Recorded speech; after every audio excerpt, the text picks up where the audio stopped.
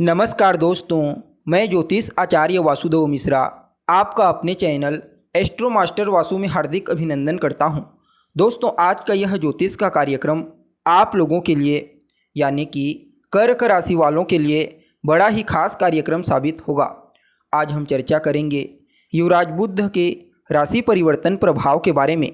जी हाँ, राजकुमार बुध बीते 19 जुलाई 2024 की रात्रि 8:50 पर अपनी वर्तमान राशि जल तत्वीय राशि कर्क राशि को छोड़कर ग्रहों के राजा सूर्य की अग्नि तत्वीय राशि सिंह राशि में प्रवेश कर चुके ने, जहां कि वो 4 सितंबर 2024 की दोपहर तक रहेंगे।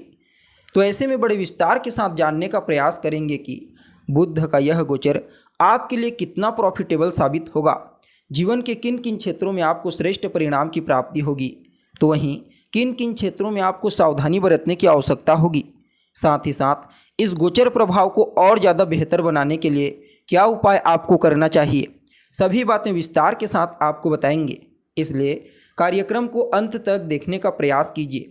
और अगर आप अपनी जन्म कुंडली पर हमसे परामर्श लेना चाहते हैं तो आपको हमारा कॉन्टैक्ट नंबर डिस्क्रिप्शन बॉक्स में और वीडियो के अंदर मिल जाएगा, जहां से आप या तो व्हाट्सएप के माध्यम से या फिर डायरेक्ट फ़ोन कॉल के थ्रू अपॉइंटमेंट लेकर अपनी जन्म कुंडली का बड़ी बारीकी से अध्ययन करवा सकते हैं।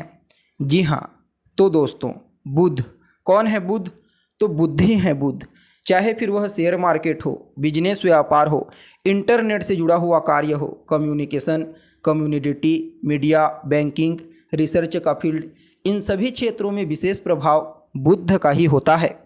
तो वहीं अगर आप मार्केटिंग के फील्ड से जुड़े हुए हैं या फिर आप स्वयं एक विद्यार्थी हैं तो समझ लीजिए कुछ महत्वपूर्ण बदलाव आपको देखने को मिलेगा। जन्म कुंडली में बुध का बली होना व्यक्ति को बड़ा ही बुद्धिमान, चतुर और टैलेंटेड बनाता है। ऐसा व्यक्ति अपने जीवन के हर क्षेत्र में अपनी बुद्धिमत्ता का इस्तेमाल करता है, हर समस्या का सॉल्यूशन ढूंढ निकालता है। इसलिए बुध का जन्म कुंडली में बली होना बेहद आवश्यक हो जाता है। वैसे तो युवराज एक राशि में ज़्यादा दिनों तक गोचर नहीं करते, 15 से 20 दिनों तक ही रहते हैं, लेकिन इस बार 47 दिनों तक ट्रांजिट करेंगे, क्योंकि मार्गी हैं, उसके बाद वक्री होंगे, फिर उसके बाद मार्गी होंगे, इसलिए थोड़ा ज़्यादा समय लगेगा। और इस बार का गोचर तो अपने आप में ही अद्भुत है, क्योंकि पहले तो शनिदेव की दृष्टि से दृष्ट हैं, ऊपर से देवगुरु बृहस्पति के साथ चौथे दसवें का अर्थात केंद्र का कॉम्बिनेशन बना रहे हैं। इसलिए इस गोचर को कुछ मामलों में आप सभी कर्क राशि वालों के लिए अत्यंत ही श्रेष्ठ कहा जा सकता है। जी हाँ, अब देखा जाए तो आप सभी कर्क राशि के जातकों के लिए बुध का यह गोचर आपकी राशि से दूसरे भाव में हुआ है।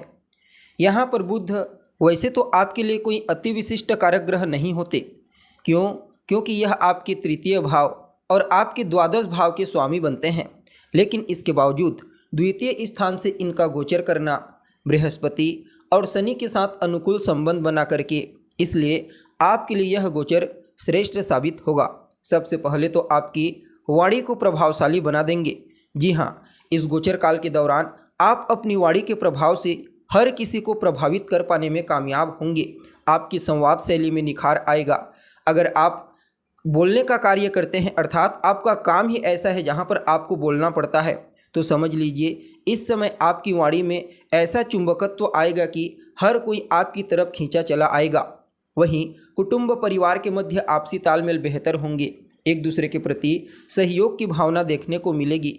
इसके अलावा देखा जाए तो ससुराल पक्ष से आपको धन लाभ होने का प्रबल योग बना हुआ है, या फिर आपका रुका हुआ पैसा आपको प्राप्त हो सकता है, क्योंकि यहाँ पर द्वितीय भाव में गोचर करने वाले बुध की सीधी दृष्टि आपकी अष्टम भाव पर जा रही है।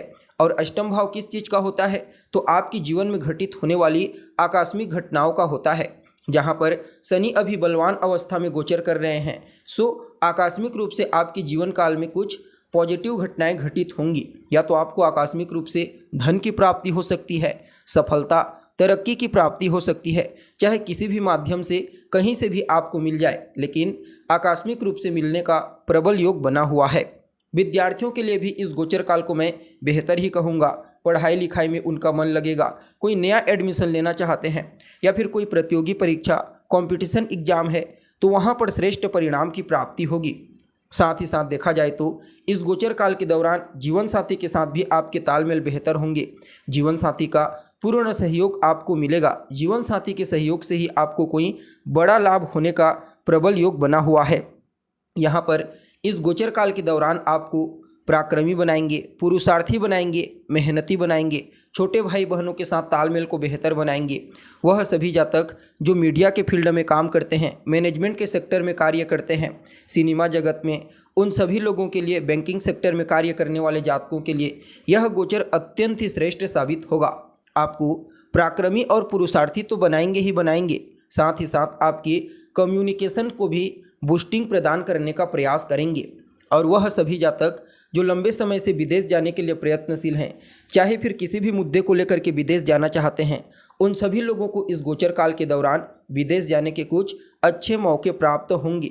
इसके अलावा देखा जाए तो यहाँ पर आपके खान पान में भी काफ़ी हद तक सात्विकता देखने को मिलेगा। लॉटरी, सट्टा, शेयर, इन क्षेत्रों से भी आपको धन लाभ होने का प्रबल योग बना हुआ है। यानी कि कुल मिलाकर के देखें तो शनि की इस ढैया के दौर में भी आप सभी कर्क राशि के जातकों के लिए बुध का यह राशि परिवर्तन, यह गोचर अत्यंत ही श्रेष्ठ साबित होगा। फिर भी इस समय को और बेहतर बनाने के लिए आप गाय की सेवा कीजिए, गाय को हरा चारा खिलाइए और रोजाना आप भगवान शिव के बीज मंत्र का 108 बार जाप कीजिए। 3 माला कर लीजिए, 5 माला कर लीजिए, और हो सके तो आप सोमवार के दिन जा करके भगवान शिव के ऊपर 1 लोटा जल में 1-2-4 बूंद दूध मिला करके अर्पित कीजिए। इससे भी आपको श्रेष्ठ परिणाम की प्राप्ति होगी। जी हाँ, तो दोस्तों, हमें उम्मीद है जानकारी आपको पसंद आई होगी। जानकारी अच्छी लगे तो इसे अपने दोस्तों के साथ, अपने रिश्तेदारों के साथ शेयर जरूर करें। अभी के लिए बस इतना ही। पुनः मुलाकात होगी एक नए और ताज़ा एपिसोड में। तब तक के लिए नमस्कार।